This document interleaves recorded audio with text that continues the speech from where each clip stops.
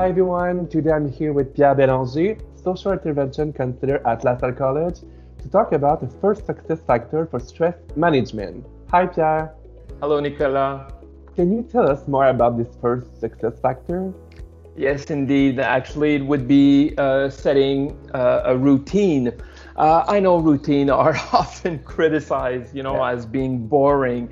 We want to break the routine. Well, actually, right now, since we are in that unknown situation, we feel that stress and feel destabilized. A routine will actually be very useful and maybe even comforting.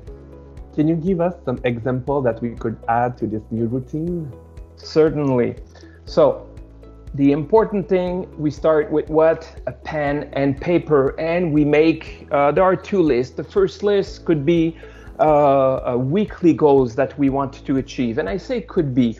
It's not as important as the first one would be to make the daily list of things, of tasks that we want to do. So our to-do list, very important to write it down.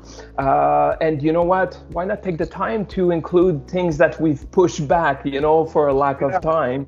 It's the time to, hey, maybe include it. And you know what? In that list, it should be everything, not just things that are related to school or work, but everything that we want to do during the day. And the important thing by writing it down is when we completed something, we just cross it off. We do a check mark or we cross it off.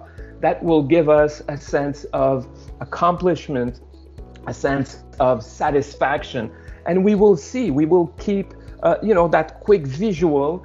That's it. That's what I've done today. So very, very satisfying. Thank you, Pierre. My pleasure. See you next time.